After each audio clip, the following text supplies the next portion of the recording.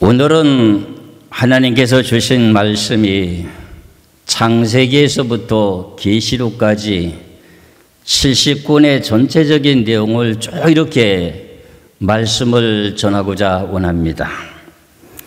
그러니까 여러분들이 잘 들으셔야만이 성경의 모든 내용에 맥이 잡힐 수가 있고 성경을 연구하는 데에 아주 큰 도움이 될 수가 있을 것입니다. 오늘 제목의 말씀을 놓고 보니까는 성부와 성자와 성령의 시대 역사 하는 제목으로 말씀을 이렇게 제목을 정했습니다. 여러분들 지금 시대는 무슨 시대일까요? 성령의 시대에 살고 있습니다. 구약에는 성부의 시대를 살고 있었던 이스라엘 백성들과 그 다음에 초대교회 때 그 역사 전에 예수님께서 오셔서 33년의 생애 속에서 모든 일이 있었던 내용의 과정이 성자의 시대입니다. 그리고 예수님이 승천하시고 간 후에 마가다락방에 성령이 임하고 나서부터는 예수 그리스도께서 재림하실 때까지 무슨 시대라? 성령의 시대라.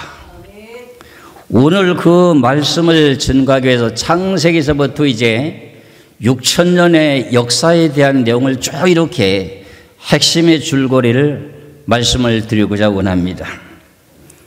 늘 제가 이렇게 창세기에서부터 모든 내용을 성경을 끄집어내다 보니까 또 그 말씀 이렇게 생각하는지 모르지만은 거기서부터 모든 내용이 성경이 출발되기 때문에 그렇습니다.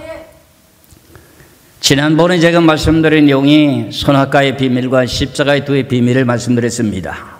똑같은 내용이지만 저도 오늘은 성부 하나님의 시대와 성자 예수님의 시대와 성령의 지금 시대에 대한 3등분을 가지고 간략하게 말씀을 드리고자 원합니다.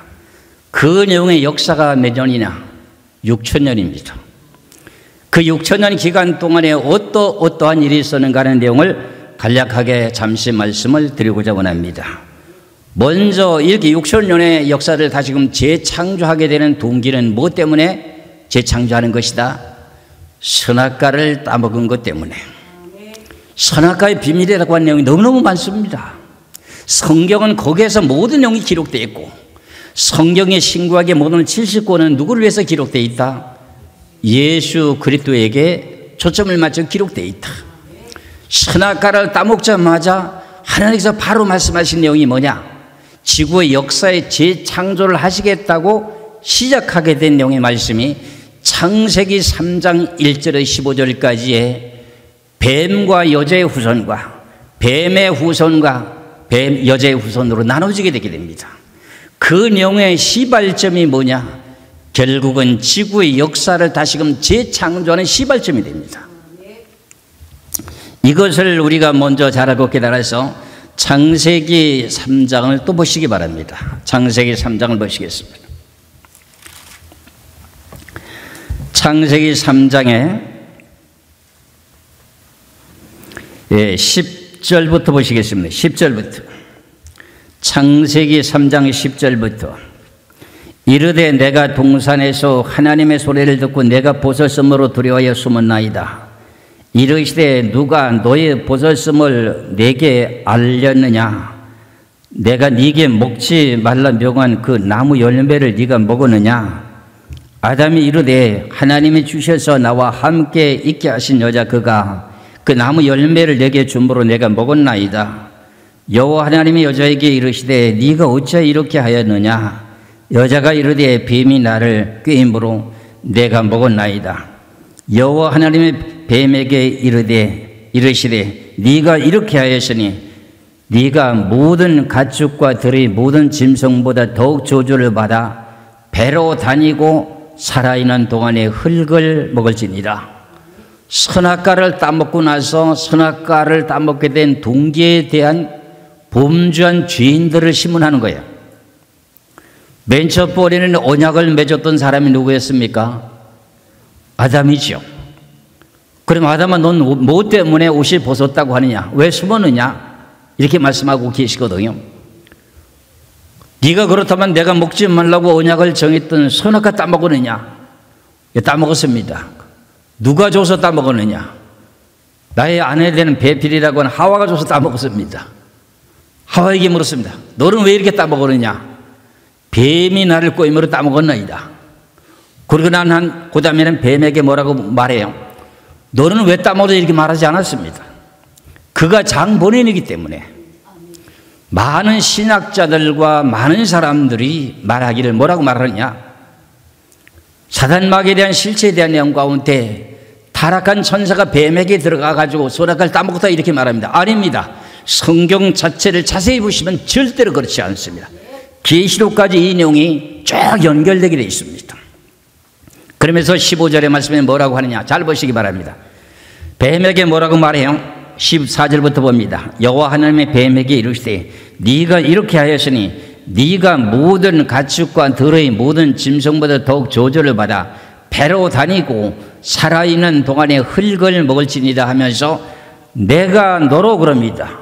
하나님의 뱀과 여자와 원수가 되게 하고 네 후손도 뱀의 후손도 여자의 후손과 원수가 되게 하리니 여자의 후손은 네 머리를 상하게 할 것이다.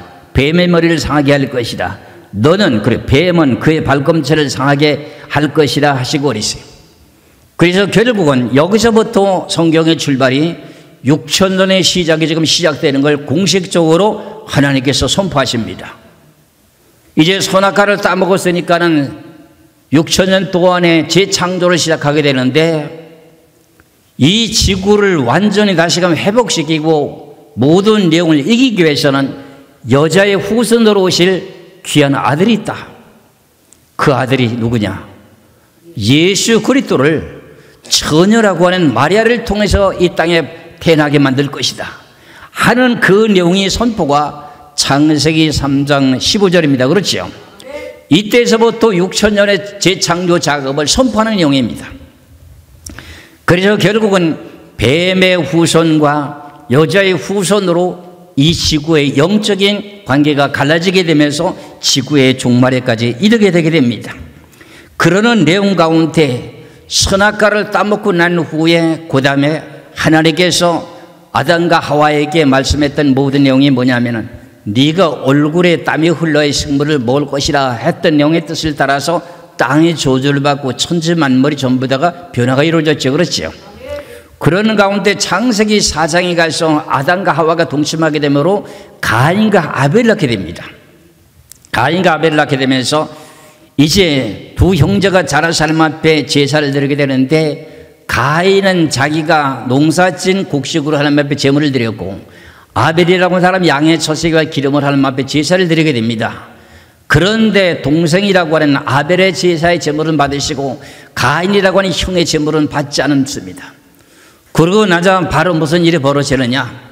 가인이라고 하는 사람이 동생이라고 하는 아벨을 돌로 쳐 죽이게 됩니다. 그러면서 여기서부터 뱀의 후손과 믿음의 후손으로 갈라지게 되는 사건이 벌어지게 되게 되면서 무슨 일이 벌어지느냐?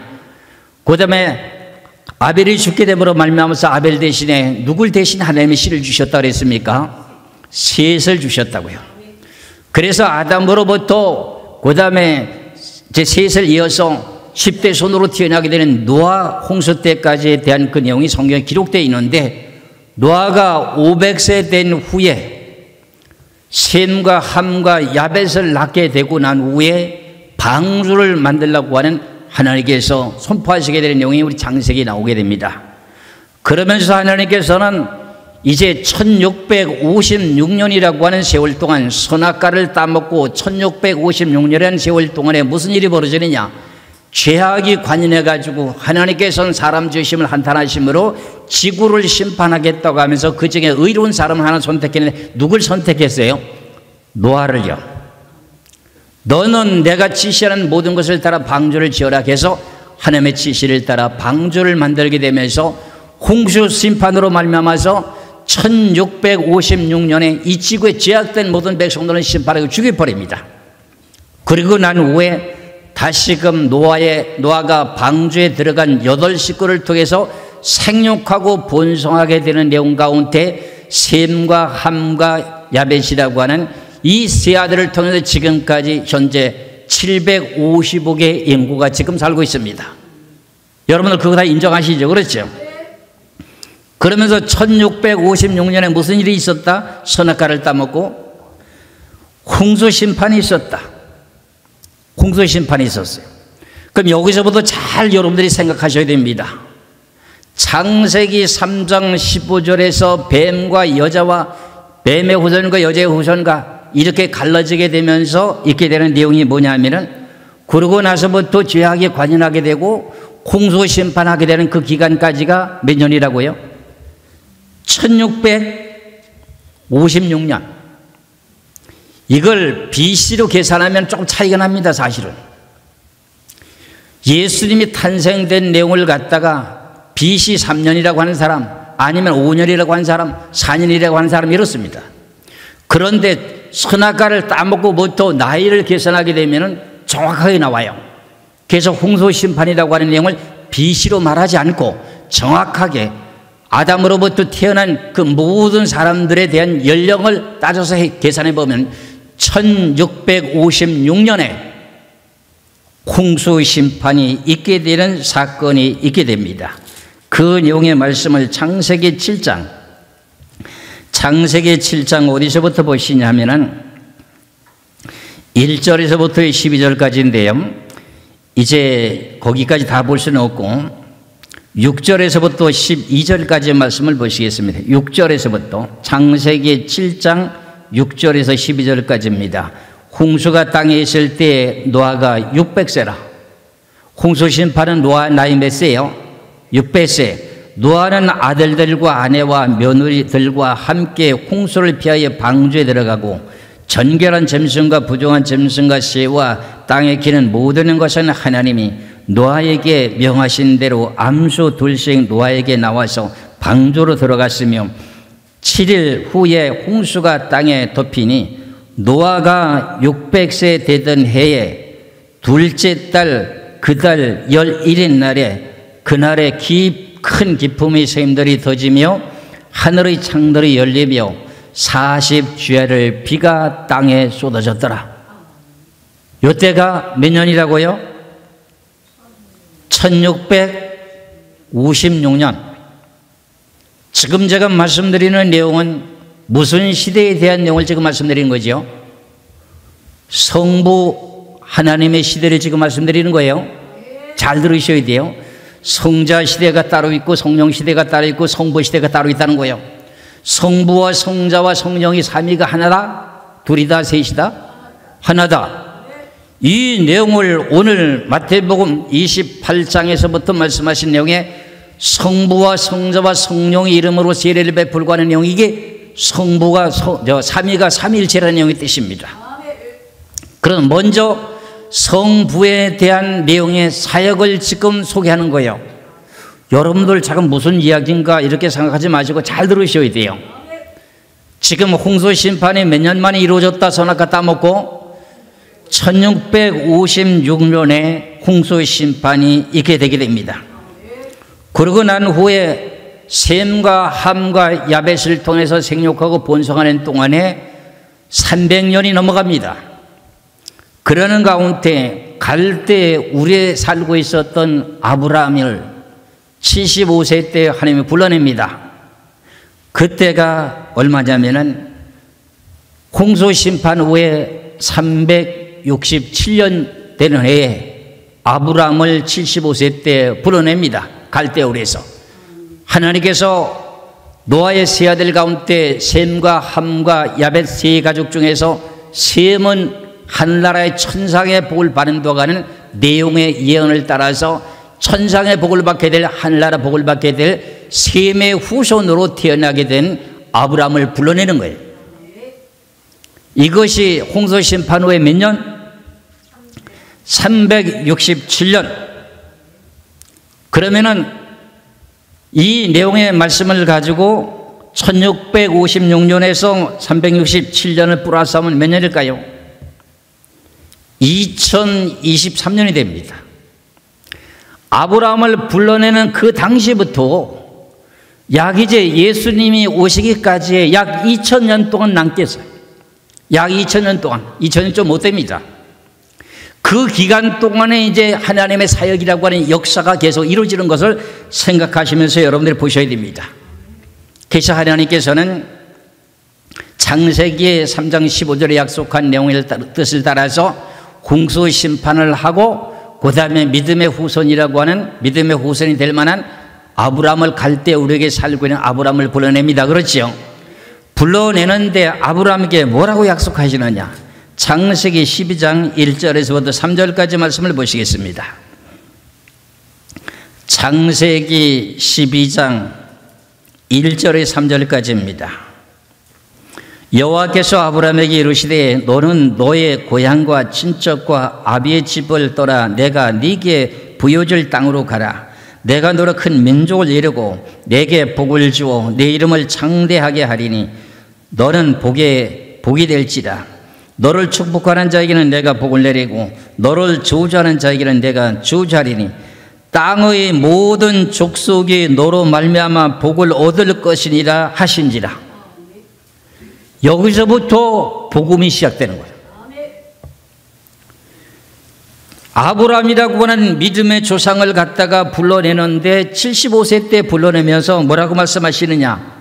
창세기 12장 3절의 말씀을 보니까 너를 축복하는 자에게는 내가 복을 내리고 너를 저주하는 자에게는 내가 저주하리니 땅의 모든 족속이 이 지구의 모든 족속이 너로 말미암아 뭐 한다고요? 너로 말미암아 복을 얻을 것이다. 이게 누구를 가리키느냐? 예수님이 오실 것에 대한 내용을 또 예언합니다. 그러니까 창세기에서부터 출애굽기, 그 다음에 레위기, 민수기, 신명기, 모세 오경이라고 하는 이 내용의 기준이 뭐냐? 성부의 사역에 대한 내용을 기록한 겁니다. 이게 알짜배기에 대한 내용이 모세 오경이 성부의 사역을 기록한 내용입니다. 그리고 난 후에 이제 선지자들이 있지 않습니까? 사사기에서부터 말라기서까지 선지자들이 쭉 있잖아요. 그렇잖아요. 그러면 그 사람들은 모세 오경의 기준을 따라가지고 어떻게 돼요? 하나님 아들 메시아가 어떻게 해서 어떻게 올 것이다. 어느 때쯤 올 것이다. 엘리야가 먼저 오는데 오실 것이다. 이런 내용을 계속 예언해서 나가는 거예요. 그 내용과 마찬가지로 예수님 당시의 역사도 마찬가지예요. 예수님의 성자 시대에도 마태복음, 마가복음, 누가복음, 요한복음에 대한 내용에 기록된 내용의 역사가 성자의 시대에 대한 내용을 기록한 거야. 그러고 난 후에 예수님이 가시면서 성령 시대를 맞이하게 되면서 뭐라 그래요? 예수님이 다시금 오실 것에 대한, 예수 그리스도께서 다시금 재림하실 것에 대한 내용을 로마서에서부터 선지서를 통해서 계속 예언해서 나가는 거야. 그 모세 오경에 대한 내용을 가지고 선지자들이 예언하는 거라. 마태복음에서부터 사복음서를 통해서 이제 그 모든 선지자들이 또 예수님 다시 오실 것에 대한 내용을 예언하는 것과 똑같아요. 그 여기서 이제 성경을 여러분도 어느 정도 내용을 파악하고 머릿속에 담궈두고 제가 말씀드리는 걸 이해하시면 되겠어요. 그러면 결과적으로는 이제 이렇게 되면 성경이요, 창세부터 계시록까지 쫙 뚫립니다. 그래서 내가 이 말씀을 드리는 거예요. 그래서 오늘 이렇게 성경에 좀 관심 있는 분들은 꼭 이것을 깨달으셔야 돼요. 다시 한번 이제 창세기 12장 3절의 말씀을 다시 한번 봅니다. 너를 축복하는 자에게는 내가 복을 내리고 너를 저주하는 자에게는 내가 저주하리니 땅의 모든 족속이 너로 말미암아 복을 얻을 것이니라. 이 내용이 누구를 가리키냐 하면은 갈라디아서 3장 16절의 말씀을 보시면은 예수 그리스도라는 거예요. 갈라디아서 3장 16절의 말씀을 보시겠습니다. 요 내용을 해석한 내용이 갈라디아서 3장 16절에 이 약속들은 아브라함과 그의 자손에게 말씀하신 것인데 여럿을 가리켜 그의 자손들이라 하지 아니하시고 오직 한 사람을 가리켜 네 자손이라 하셨으니 곧 누구라? 그리스도라. 땅의 모든 족속이 너로 말미암아 복을 받는다고 하는 예수 그리스도를 말미암아서 어떻게 복을 받는다고 하는 내용이 그리스도라는 거예요. 그러니까 창세기 12장 3절부터 벌써 복음이 선포되는 내용을 미리 선포하는 거예요. 그리고 난 후에 하나님께서 아브라함을 불러내고 난 후에 75세에 불러내가지고 갈대우르에서 불러내서 젖과 꿀이 흐르는 가나안 땅으로 보냅니다. 거기 도착되면서도 하나님께서는 아브라함이 약속하시기를 내가 너로 큰 민족을 이룬다고 약속을 했는데 약속한 내용 뜻대로 빨리 아들을 주시지 않는 거예요. 그런데 아브라함에게는 어떤 내용에 또 이제 아내에게 약점이 되냐면은 아브라함의 아내라고 한 여자는 아이를 가질 수 없는 경소를 못하고 경수가 말라버렸어요. 그런데도 하나님은 아브라함에게 네 몸을 통해서 하늘의 별수처럼 많겠다고 약속을 계속하십니다. 그것을 믿는 믿음으로 어떻게 돼요? 시간이 지나면서 아브라함이 나이 99세 때에 사라에게 잉태하는 역사가 나타나게 되고 100세 때에 가가지고 무슨 일이 벌어지느냐, 외아들이라고 하는 독자 이삭을 하나님께서 선물로 주시게 되는 역사가 나타나게 됩니다. 이러면서 이런 내용 가운데 100세에 아들 얻었으니 얼마나 귀중한 아들이겠어요. 그렇죠? 그가 얼마 정도 자라다가 어떤 일을 당하느냐면 창세기 22장에 하나님께서 또 아브라함을 또 시험하십니다. 그 내용의 역사가 어떤 내용의 그림자인지를 잠깐 소개하게 되게 되면 이제 이삭이라고 하는 아들이 외아들인데 나이가 정확하게 몇 살인지는 모릅니다. 성경에서 그 내용을 아는 사람이 거의 없습니다. 모리아 산에다 갔다가 번제로 바치라 이렇게 말을 하다 보니까 어떻게 돼요? 아브라함은 순종하면서 아들에게는 불을 들고 그 다음에 종에게는 나무를 짓게 만들어서 3일 길을 걸어서 모리아 산에 가서 어떻게 돼요? 제단을 쌓으면서 이삭을 갖다 결박해서 칼을 들고 그를 찔러 죽이려고 합니다. 그랬을 때 하나님께서는 아브라함아 멈춰라. 네가 이제서야 내가 약속한 내용의 뜻을 네가 믿는구나. 그러면서 네가 이제서야 나를 경외하는 줄 알겠노라 하면서 대신 제물을 준비했던 수양을 갖다가 번제로 드리게 된 사건이 무슨 내용이냐? 외아들을 하나님 앞에 바쳐서 죽여도 아브라함을 살려줄 줄 믿는 믿음으로 드렸다고 히브리서에 기록되어 있습니다. 그럼 그대로 멈추라고 하지 않았다면 아브라함은 이삭을 칼로 찔러 죽였다는 겁니다. 그러면 죽은 자 가운데 다시 도로받았다고 하는 내용의 그림자가 뭘까요? 하나님의 아들이라고 하는 외아들이 누굴까요? 예수 그리스도이죠. 예수 그리스도가 죽은 지 3년 다시 부활하시지 않습니까? 그런 내용을 예표로 지금 아브라함의 외아들이라고 하는 이삭에게 그런 일을 하게 됩니다. 그래서 너는 믿음의 조상이요, 이것의 시험을 통과하고 난부터 이제 이름을 고치게 되면서 아브라함이라고 하는 내용으로 여러분들 잘 알고 있죠. 그렇죠? 이런 내용 가운데 하나님께 미리 이전에 진짜 아브라함이라고 하는 이름을 바꿔주고 난 후에 아들을 낳게 만듭니다. 그런데 이삭이 자라면서 40세에 가가지고 바다마람에 이제 가가지고 아내를 얻게 됩니다. 그 장가를 좀 늦게 갔어요. 외아들이면 이제 일찍 갔으면 좋았을 텐데, 그렇지요? 근데 하나님 역사가 그런 걸 어떻게 해요? 그래서 40살에 장가를 가고 난 후에 금방 아들을 임신했으면 좋은데 아들이 또 없어요. 그러니까 이삭이 또 하나님 앞에 기도합니다. 하나님 아들을 좀 달라고, 자식을 달라고 기도하니까 20년 만에 응답을 주시는데 60세에 아들을 줘요. 그 아들이 누구냐? 쌍둥이를 낳게 만드는 에서와 야곱을 낳게 만듭니다. 그래서 에서와 야곱을 낳게 되게 되면서 결과적으로 이 지구의 역사에 대한 내용의 족보가 이제 탄생되는 과정을 지금 설명하는 겁니다. 그러자 에서라고 하는 사람은 붉은 사람이고 야곱이라는 사람은 어떻게 해요? 털이 많은 사람이라서 어떻다는 거죠? 야곱이라는 사람은 매끈매끈한 사람이고 민주주의고, 예를 들자면 에서는 불구리가 공산주의라 이렇게도 말하기도 합니다. 그러다 보니 야곱이라는 사람은 복받기를 그토록 좋아했기 때문에 장자의 명분까지도 빼앗아가지고 팥죽 한 그릇 때문에 에서라고 하는 사람을 들 사람이기 때문에 사냥을 좋아해요. 들에 나가길 좋아하니까 사냥을 해가지고 오다 보니까 지쳐가지고 배가 고프니까 어때요? 꾀가 많은 야곱이라는 사람이 무슨 일을 장난칩니까? 팥죽을 끓여서 만들어 놓고 있었던 것을 가지고 형님 그러면 그 장자 명분을 나한테 팔면 팥죽 한 그릇 줄게. 그러니까 배가 고프니까 덜썩 어떻게 장자 명분을 어떻게 동생에 팔아는 겁니다. 그래서 결국은 장자가 영적으로 장자의 분깃을 누가 받아요? 야곱이 분깃을 받게 되면서부터 여기서부터 무슨 일이 벌어지느냐? 에서하고 야곱과에 대한 내용의 영적인 전쟁이 벌어지게 됩니다.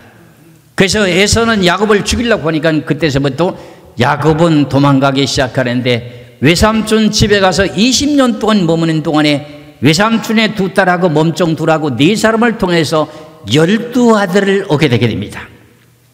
그러면서 적과 꿀이 흐르는 가나안 땅으로 다시금 돌아오게 되면서 무슨 일이 벌어지냐, 생육하고 번성하면서 사람의 숫자가 약 70명이 되는 기간 동안에 무슨 일이 벌어지느냐면은 가나안 땅에 기근이 들기 시작합니다. 가나안 땅에 기근이 들기 시작해요.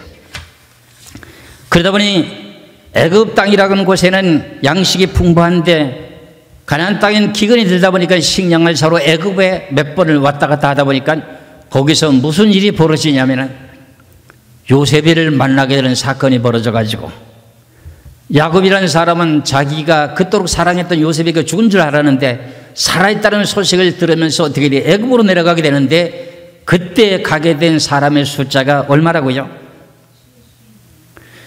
숫자로서는 이제 창세기는 70명으로 되는데 사도행전에는 65명으로 나옵니다. 그래서 65명이 애굽의 고센 땅에 가서 340년을 살게 됩니다. 이걸 역사를 잘 여러분들이 계산하셔야 돼요. 그러면서 무슨 일이 벌어지느냐 하면은 하나님께서 애굽 땅에서 생육하고 번성하는 동안에 많은 박해를 받게 되죠. 그러면 430년이 차게 되면 어떻게 돼요? 이스라엘 백성들에게 하나님께서 약속했던 내용이 뭐냐면은 아브라함에게도 내가 너희 후손들에게 가나안 땅을 주겠다고 아브라함도 약속했어요. 그 다음에 외아들이라고 하는 이삭에게도 약속했어요. 셋째 아들이라는 야곱에게도 적과 꿀이 흐르는 가나안 땅을 너에게 주겠다 약속을 했어요. 그래서 이스라엘 백성들이 말하기를 뭐라고 말하느냐, 아브라함의 하나님, 이삭의 하나님, 야곱의 하나님. 그래서 그런 내용이 그래서 나온 거예요. 그 내용을 약속했으니까 결국은 이방 나라에 430년을 사는 동안에 애굽이라고 하는 바로의 왕 밑에서 종살이하고 있는 거야. 이게 무슨 내용이냐, 애굽의 바로 왕이라고 하는 것은 하나님을 섬기는 백성입니까? 세상 사람입니까? 세상 사람이죠. 그럼 세상 사람 가운데 살고 있는데 결과적으로 그들에게 종노릇 하는 거예요. 그럼 저나 여러분이나 예수를 믿기 전에 세상 권세자들에게 종노릇 하며 살다가 예수 그들을 믿으러 나왔죠. 그렇죠? 그래서 예수 그들을 믿게 되므로 뭐예요?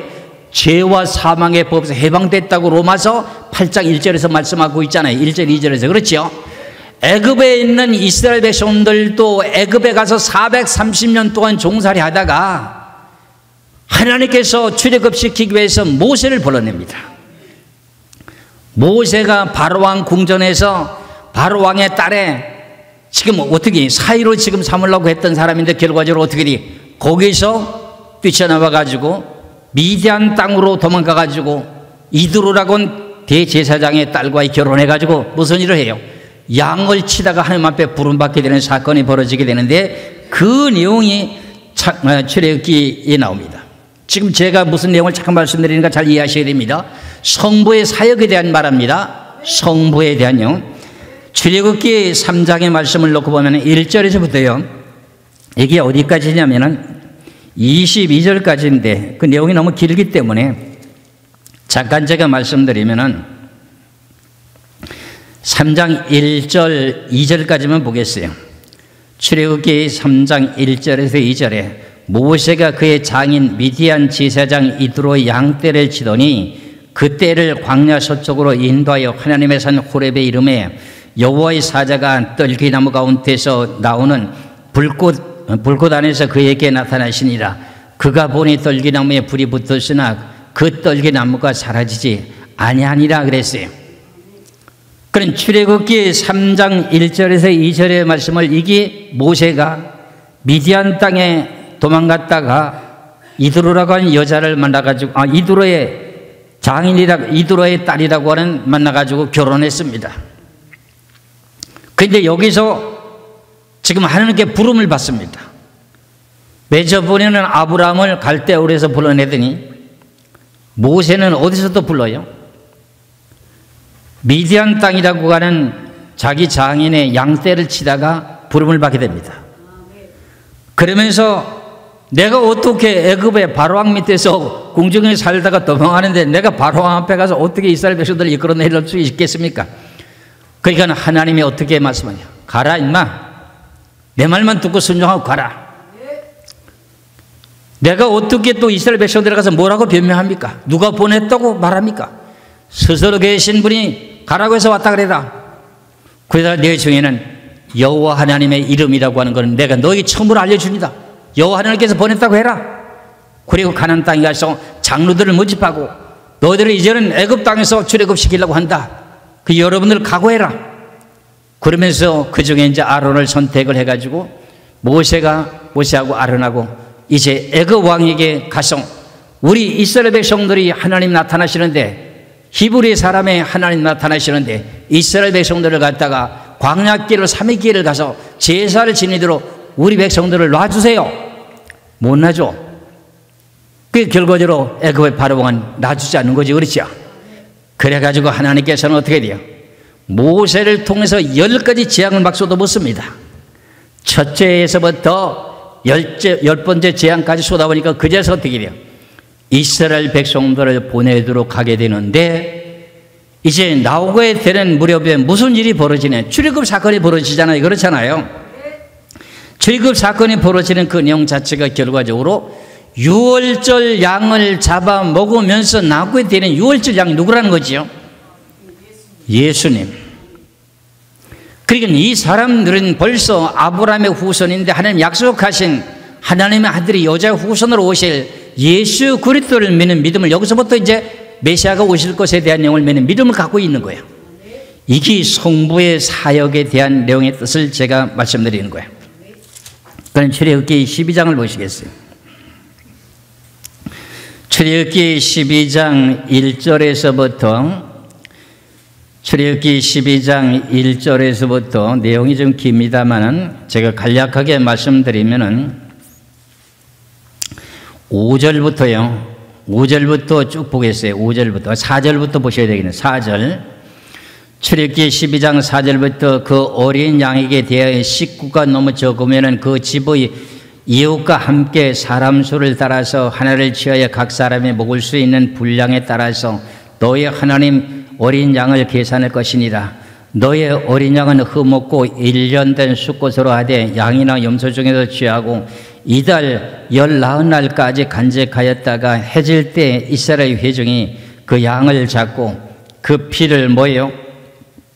양을 먹을 집 좌우의 문설주와 임방에 바르고 그 밤에 그 고기를 불에 구워 무교병과 쓴나물과 아울러 먹되 날 것으로 물에 삶아서 먹지 말고 머리와 다리와 내장을 다 불에 구워 먹고 아침까지 남겨두지 말며 아침까지 남은 것은 곧 불에 사를지니라.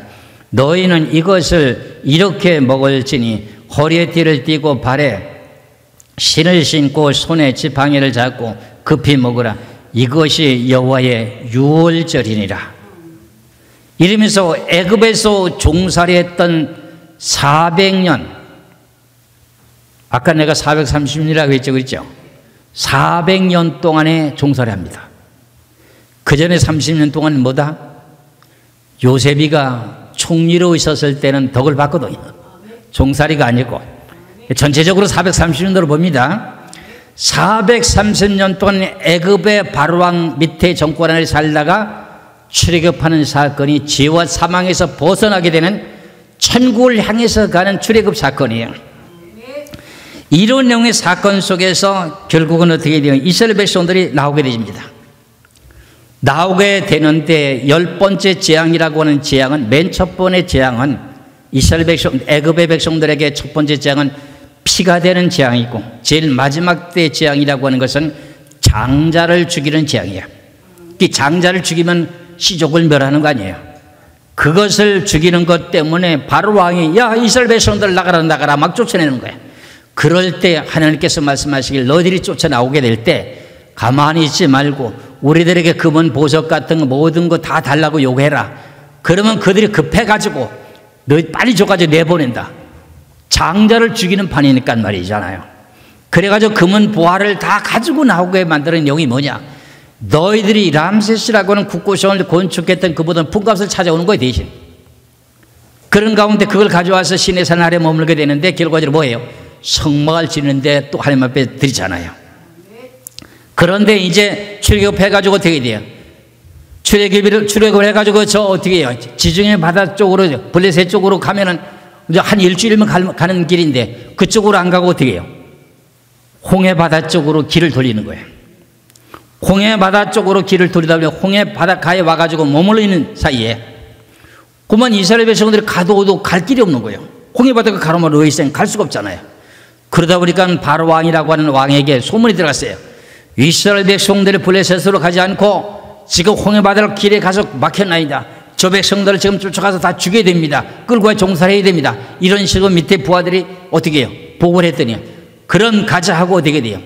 바로 왕의 모든 군대 전차 뭐예요? 구르마를 끌고 말을 타고 지금 쫓아오는 거예요. 그때서부터 계속 하나님의 역사는 어떻게 역사하시느냐? 낮에는 구름 기둥, 밤이면은 불 기둥으로 이스라엘 백성들을 여기서부터 역사하십니다. 신약 시대 때 와가지고는 성령의 시대 때는 어떻게 하냐고? 너희들은 성령을 쫓아 행하라 그러잖아요. 그럼 구약 시대 때 역사는요, 하나님께서 신의 능력으로서 어떻게 해요? 낮에는 구름 기둥, 밤에는 불 기둥으로 이스라엘 백성들을 이끌어 인도해 40년 동안 이끌어 인도하게 되는데 홍해 바닷길이 가로막혔으니까 결국은 이스라엘 백성들이 또 모세에게 욕하면서 하나님 앞에 울부짖고 기도하는 거예요. 그래서 뭔가 답답하고 하면 누가 함께 쫄라버리냐? 모세에게 당신 우리를 이끌어서 인도했으니까 당신 하나님 앞에 기도해가지고 우리 살려내라고 막 땡깡 쓰는 사람들이 이스라엘 백성이야. 그러니까 모세가 하나님 앞에 기도하는 거야. 하나님, 이 백성들이 나를 죽이려고 합니다. 그래. 네가 가지고 있는 게 뭐냐? 지팡이 아니냐? 지팡이를 바다 위로 내밀어라. 그래 하나님에게 하신 성령의 능력이 어떻게 해요? 동풍을 불게 함으로 홍해 바다를 갈라게 만들어 놓고 어떻게 돼요? 이스라엘 백성들을 건너가게 만들지요. 뒤에는 구름 기둥으로다가 애굽 백성들이 달려오는 걸 가로막고 하나님 계시죠. 그러자 이스라엘 백성들이 홍해 바다를 다 건너갈 무렵이 돼가지고 어떻게 돼요?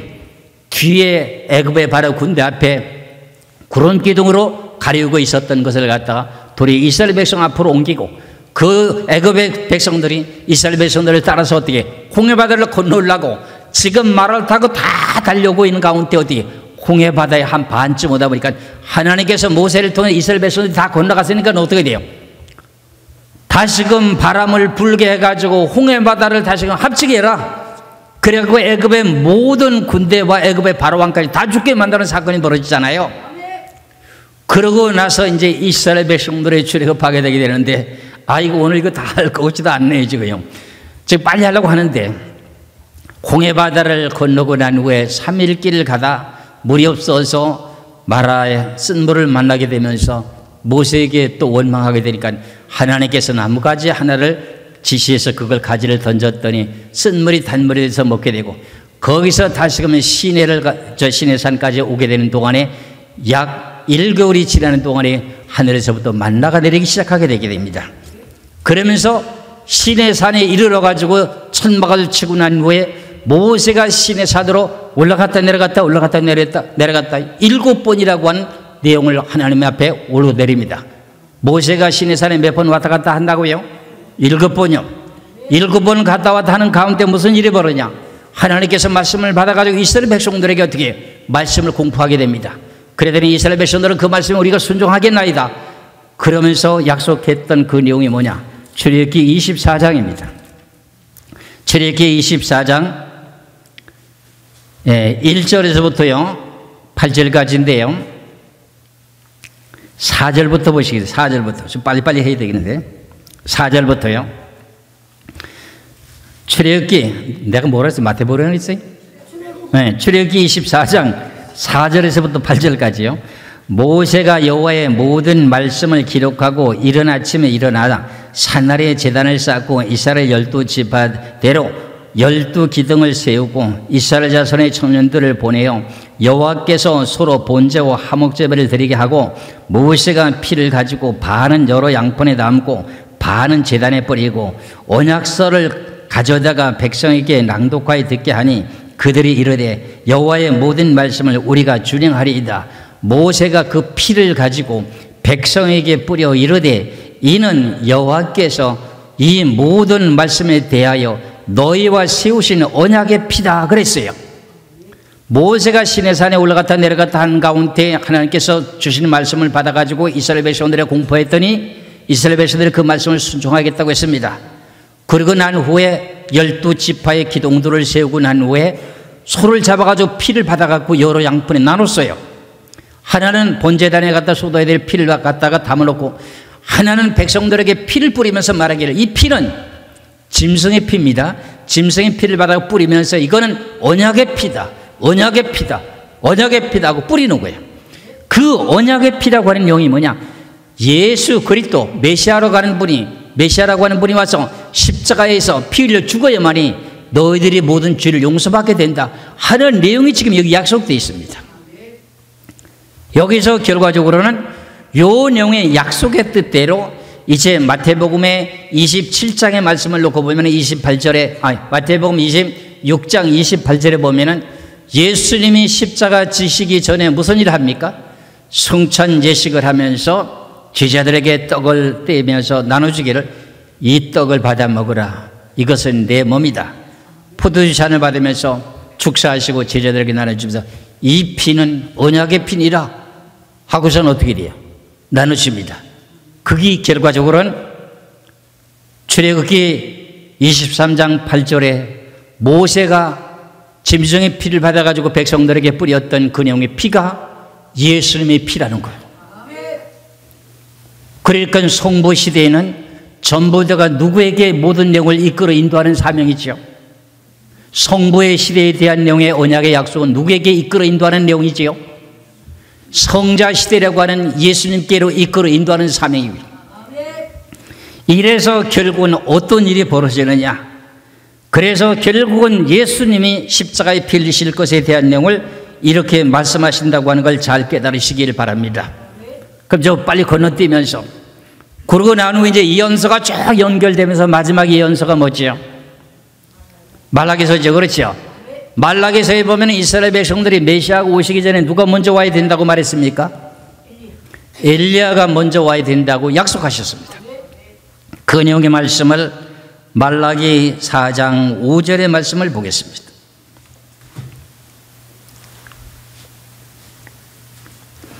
말라기 4장 5절에 보라 여호와의 크고 두려운 날이 이르기 전에 내가 선지자 엘리야를 너희에게 보내리니 그랬습니다. 그럼 메시아가 오시기 전에는 누가 먼저 오셔야 된다고요? 엘리야를 먼저 보낸다는 거예요.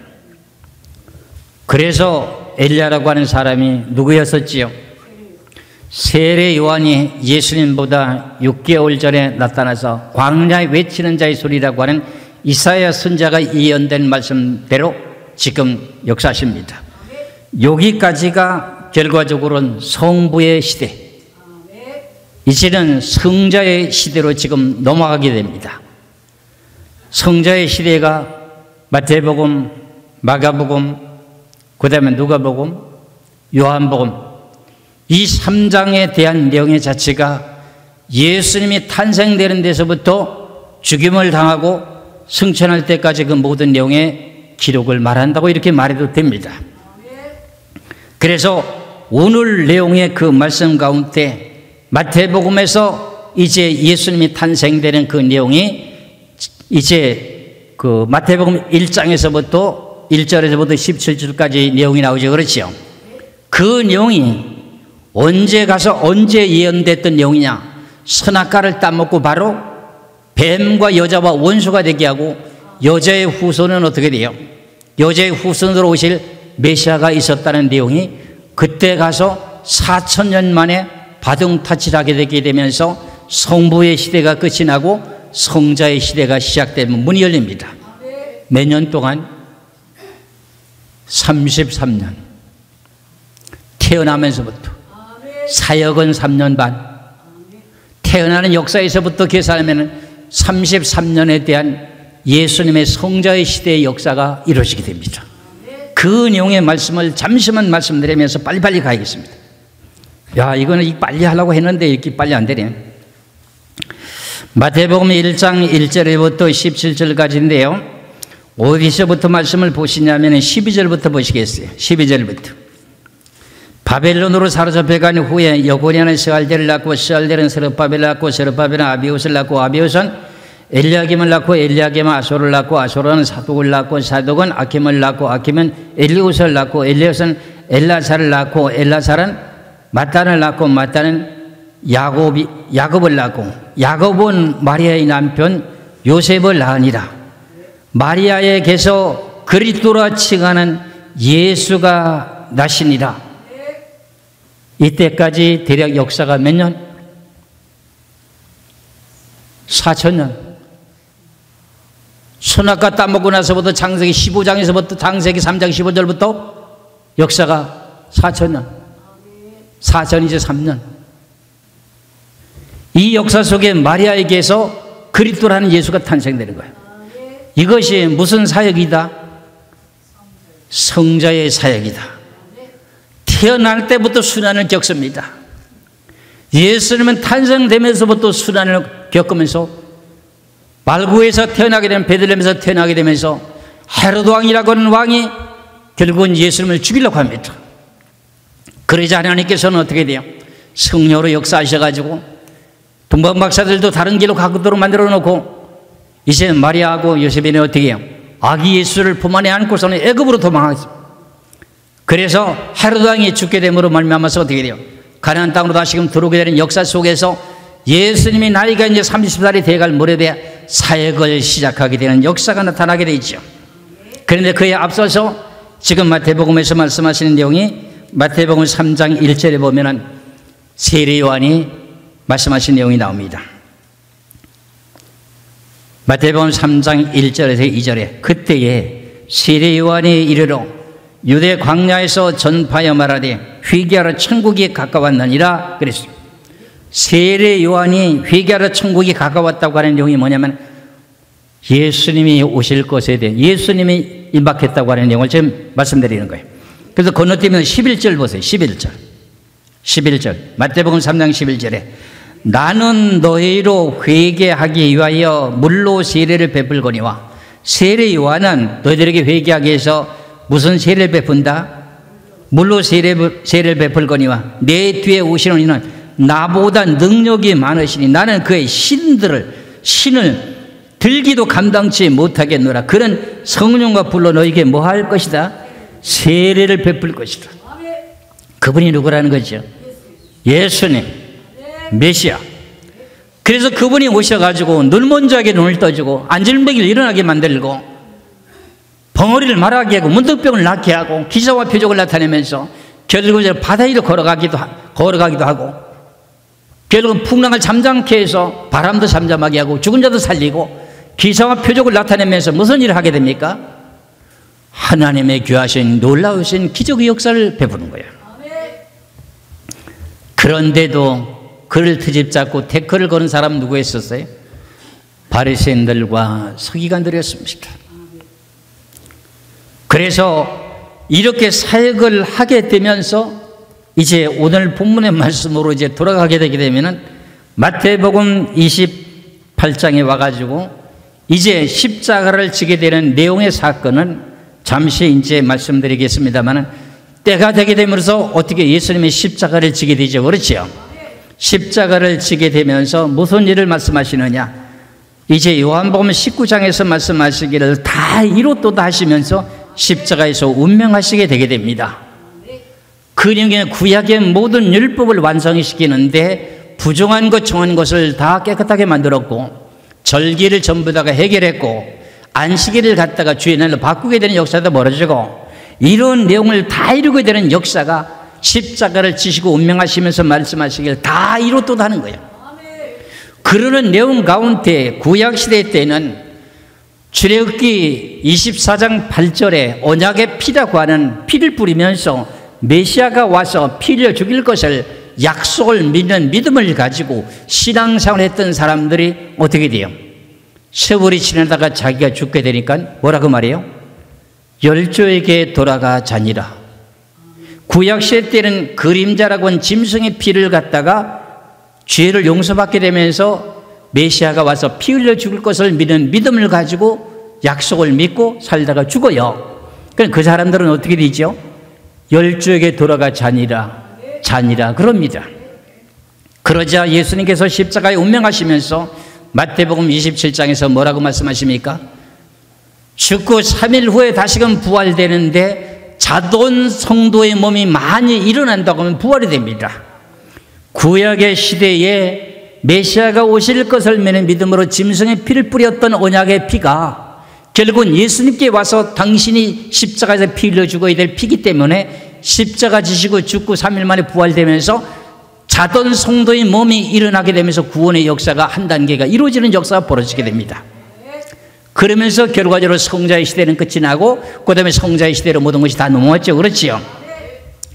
이르는 가운데 예수님께서 이제 승천하실 때가 다 되게 되므로 말씀하시기를 마태복음 28장으로 본문을 돌아갑니다. 마태복음 28장 16절에서 20절에 11 제자가 갈릴리에 가서 예수께서 지시하신 산에 이르러 예수를 배웠고 경배하나 아직도 의심하는 사람이 있더라. 예수께서 나와서 말씀하여 이르시되 하늘과 땅과 모든 권세를 내게 주셨으니 그러므로 너희는 가서 모든 민족을 제자로 삼아 아버지와 아들과 성령 이름으로 세례를 베풀고 내가 너희에게 분부한 모든 것을 가르쳐 지키게 하라. 볼지어다 내가 세상 끝날까지 너희와 항상 함께 있으리라 하시니라 하고 이렇게 사도행전 1장에서 어떻게 돼요? 승천에서 올라가시지 않습니까? 올라가시기 전에 먼저 하나님께서 약속하시기를 뭐라고 약속하십니까? 약속하시고 이제 올라가시잖아요. 사도행전 1장을 보세요. 사도행전 1장 6절에서 8절까지 보시겠습니다.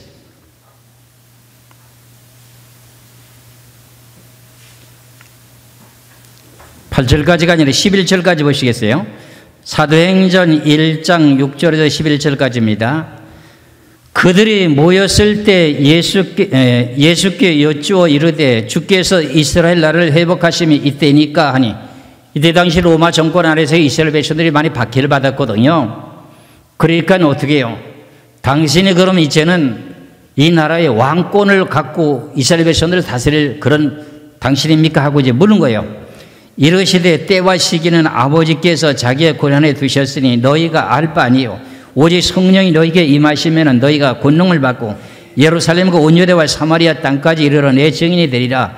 이 말씀을 마치시고 그들이 보는 데서 올려 가시니 구름이 그를 가려서 보이지 않게 하더라. 올라가실 때 제자들이 자세히 하늘을 쳐다보고 있는데 흰 구름을 입은 두 사람이 그들 곁에서 이르되 갈릴리 사람들아 어찌하여 서서 하늘을 쳐다보느냐. 너희 가운데서 하늘로 올려 가신 이 예수는 하늘로 가실 분 그대로 오시리라 하시고 올라가셨어요. 예수님 올라가셨다고요. 그럼 무슨 시대가 끝이 났어? 성자 시대가 끝이 났어. 이제 가시면 뭐가 보내와야 돼? 성령 시대가 와야 돼. 그래서 예수님께서 살아계실 때 먼저 이런 말씀하셨어요. 요한복음 16장에서 말씀하시길 이렇게 말씀하셨어요. 내가 떠나가는 것이 너희들에게 유익하리라 이렇게 말했어요. 요한복음 16장 7절입니다. 요한복음 16장 7절에 그러나 내가 너에게 실상을 말하노니 내가 떠나가는 것이 너에게 유익이다. 내가 떠나가지 아니하면 보혜사가 너에게로 오시지 아니할 것이요 가면 내가 너를 너에게로 보내리라. 그리고서 이제 사도행전의 2장 1절에서 보니까 마가다락방에 성령이 임하게 되죠. 그렇죠? 이 내용 약속을 따라서. 그럼 성령이 임하게 되면서 그때서부터 무슨 사역이다? 성령 사역이다. 사도행전 2장 1절에서부터 4절까지만 보겠어요. 사도행전 2장 1절에서 4절까지 오순절 날이 이미 이름에 그들이 다 같이 한 곳에 모였더니 후린의 하늘로부터 급하고 강한 바람 같은 소리가 있어 그들이 앉아 온 집에 가득하며 마치 불의 혀처럼 갈라지는 것들이 그들에게 보여 각 사람의 위에 하나씩 임하여 있더니 그들이 다 성령의 충만함을 받고 성령이 말하게 하심을 따라서 다른 언어로 말하기를 시작하니라. 이게 약속하신 보혜사 성령을 보내주신 거예요. 그럼 이제는 성보 시대도 아니고 성자 시대도 아니고 우리가 살고 있는 이 시대는 무슨 시대예요? 근데 왜 기도 안 해? 기도해야 되잖아. 아멘 하는 거 보니까 이제 종범이도 기도 많이 하려는가 보네. 기도 많이 해. 우린 지금 성령 시대에 살고 있어요. 그래서 우리는 예수 그리스도를 마음으로 믿으면 무슨 일이 벌어져요? 내 마음속에 성령이 임재. 그래서 하나님의 신이 우리를 이끌어 인도하는 거야. 그래서 너희들이 성령을 따라 행하라는 거야. 그러면서 이제 마태복음, 마가복음, 요한복음, 누가복음, 요한복음 이 사복음서의 기준을 따라서 지금 서신서라고 하는 내용이 로마서에서부터 사도 바울이나 베드로나 뭐 야고보나 이제 뭐 빌립보서나 디모데서나 모든 내용의 서신서가 쭉 이렇게 연결되지 않습니까? 그렇잖아요.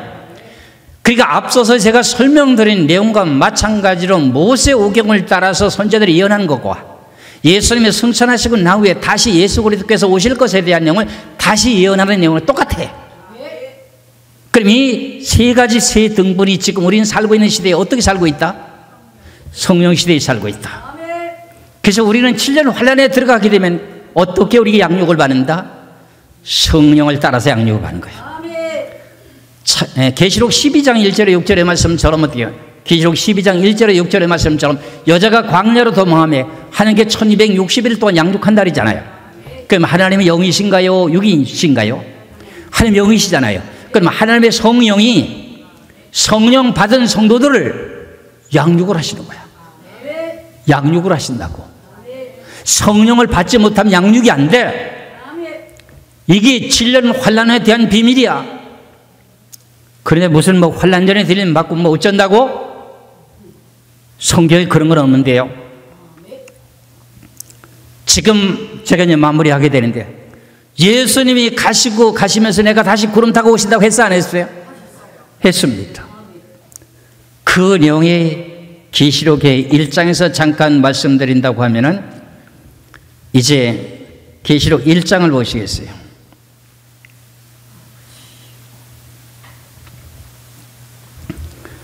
계시록 1장 7절에 볼지어다 그가 구름을 타고 오시리라.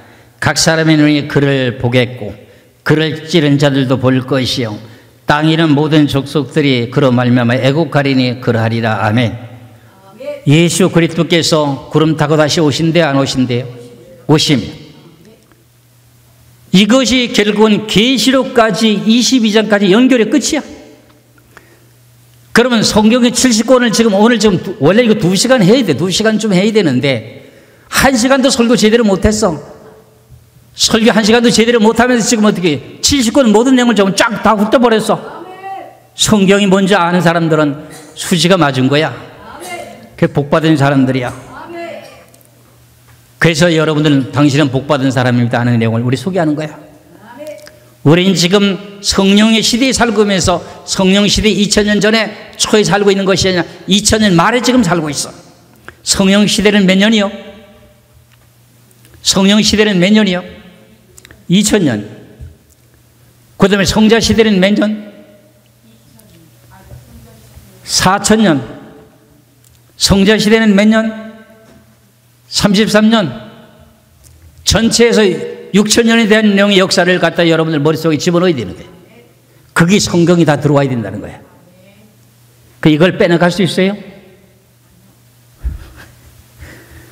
그래서 오늘 주시는 이 귀하신 내용의 말씀이 우리들에게 어떤 교훈을 만들어주면서 내가 어떻게 성경을 완성시킬 수 있는가 그 내용이 여기에 달려있다는 거예요. 그래서 이제 마무리하고 마치겠습니다.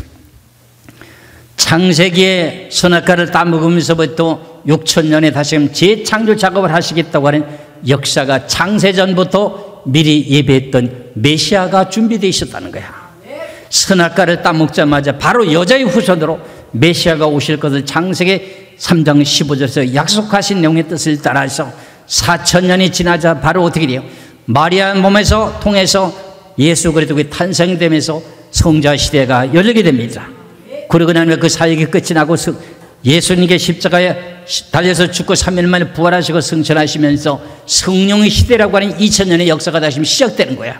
그 가운데 우리는 마지막에 종말 시대 때 지금 살고 있으면서 6,000년이라고 하는 긴 역사 속에 우리는 제 말세 지말에 지금 태어나서 예수님을 만나게 되고 너무 복된 자리에 지금 들어가서 기회가 우리들에게 주어졌다고 하는 것을 생각하시면서 여러분들은 감사하시길 주의 이름으로 축원합니다. 기도하겠습니다.